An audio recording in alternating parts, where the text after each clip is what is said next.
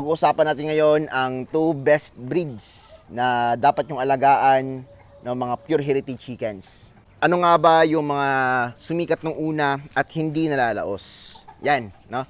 Para sa akin, Rhode Island Red tsaka Black Australorp. I-explain ko rin yan bakit nga ba itong Rhode Island Red tsaka Black Australorp yung the best na heritage chickens para sa akin. Based yan sa market, sa lasa at sa kanilang performance sa pangitlog at pagpaparami. Rhode Island Red, mabilis pong dumami dahil malakas silang mangitlog, maganda din po yung kulay, and mas affordable sila. Dual purpose sila for meat and egg production. Same din dito sa ating mga Black Australorp. Katapos na pong umulan dito sa amin, no? Only feeding tayo, kaya pag gusto nilang humapon, makakahapon na po yung iba at pwede na matulog. Yun yung purpose ng only feeding. Yan. Yung mga manok naman, may disiplina naman, no? Yan yung napapansin ko sa kanila. Lalong-lalo na kapag sanay sila sa ganitong setup na only feeding, which is 120 grams per head per day. May vlog ako about dyan, no? Yung once a day lang ako nagpapakain. OMAD. Yan. 1 meal a day. So, balik tayo dun sa Rhode Island Red tsaka sa Black Australorp. Malakas silang mangitlog, mabilis na din dumami. Dahil kapag meron tayong lalaki, no, mataas po yung kanilang fertility rate and hatching rate. Yung kinagandahan din, kapag sanay na sila sa environment katulad dito sa amin, no, dito sa lugar namin, sobrang lamig dito, marami kasing kahoy. Yan. Malapit sa bukid. No, likod lang yan, bukid na. Yung kinaganda lang din dito, pag hindi naman palaging bumabagyo, hindi palaging malakas yung ulan. Pero malamig, palaging umuulan pero hindi po malakas. Unang-unang ano nila dito, kasi nga itong manukan natin dati, boundary ng Jensen at dito sa lugar namin sa Pulomolok. Paglipat namin dito, sinipon lahat ng mga breeders namin dahil nga sobrang lamig. Ngayon okay na sila, nakapag-adapt na. Mabilis na po sila makapag-adapt sa environment, lalo na sa malamig. Black Australorp din, no? Okay din po talaga. Yung curry nito, no? Marami talaga nasasabi na masarap yung curry nito. Hindi siya kasing sarap sa native chicken, kasi nga native chicken masarap talaga yon, pang tinola. Ito pang adobo, pang inasal, ito yung masasuggest natin. Mabilis silang lumaki, no? Katulad po ng Black Australorp. Yung kinagandaan din dito, hindi siya nalalaos kasi nga hindi din po siya masyadong mahal katulad sa ibang breeds, no? Kung i-compare mo siya sa Jersey Giant, sa mga show type, ito production type to, no? Mas maganda po itong ganito, pang business. Lalong-lalo na sa mga nagsisimula, yun, mating na naman, no? Yung kinagandaan din dito, malakas mag-mate yung mga lalaki natin, no? Kung ikukumpara mo siya sa mga native chickens, iba mag-mate itong ating mga heritage chickens. Mas malakas sila mag-mate. Kaya palaging fertile yung kanilang mga itlog. Yan, no? Yun lang naman yung pag-uusapan natin dito. Dalawang pure breeds lang na hindi talaga nawawala yung kalakasan niya. Ginagamit din po ito for business. Yan. Paano nga ba, no? Business for eggs. Yan. Sa meats ginagamit din ito.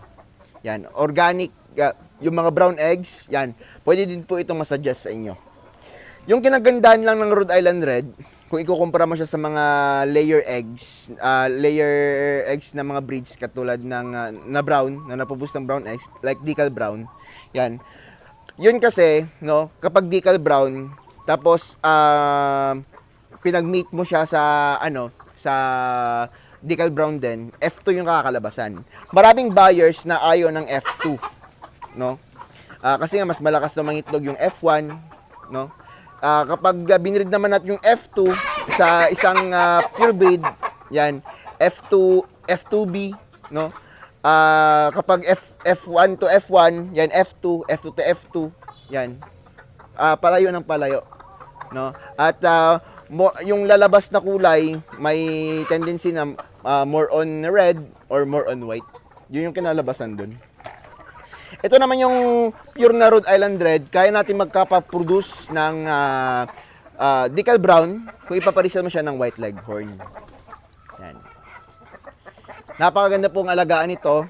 And the best din dito sa Rhode Island Red tsaka sa Black Australorp ay ano po sila, very behave, no, very behave sila.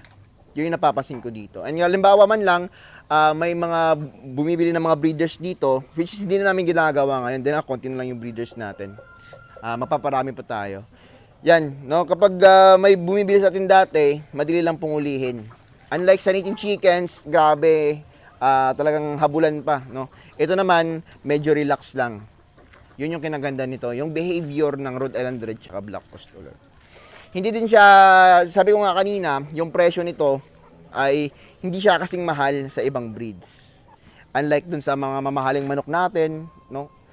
Talagang ginastusan natin for upgrades lang. And siyempre, collections natin. Kasi nga may marami ding mga collectors about sa ganun.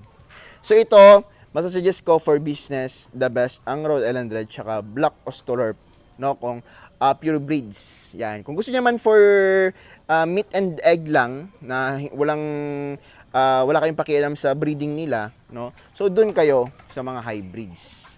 Which is malakas din mangitlog and maganda din, mas malaki yung karne nila. Yan. Sa hybrids, maraming hybrids na kayang talunin ang Rhode Island Red. Yan. No? So yun nga lang, depende din po sa buyer ninyo, no? Kasi nga dito sa akin, gusto ko kasi for materials, kaya pure breeding tayo. Kung gusto niyo for egg and meat lang, wala kayong pakialam sa sa breeds nila, dun kayo sa hybrids, no? Pwede po 'yon. Like Decal Brown, yan. For egg, for meat pwede din. Yan. Kung gusto niyo naman for meat lang no, walang egg, dun kayo sa mga Saso, yan. Para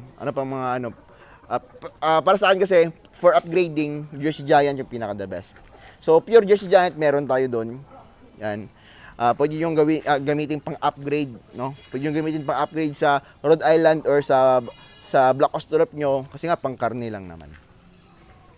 So, wala namang dito sa akin kapag bumili ka dito sa akin, no? Marami kasing nahihiya kasi gusto nila, konti lang yung bilhin nila. Yan.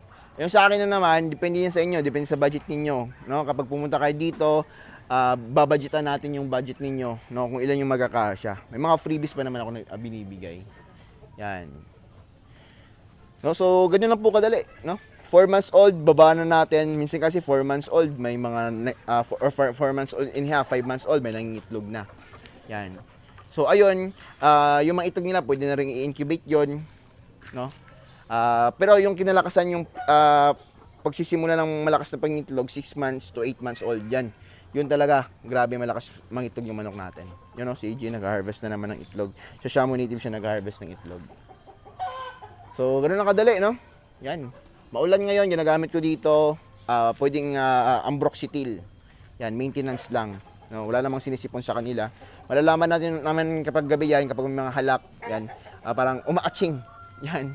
Kapag gabi yung mga manok natin. So, yun na po mga kanito. Sana may natutunan kayo dito sa top 2 breeds na malakas din sa market and magandang alagaan. Mabilis paramihin. Rhode Island Red and Black Costoller.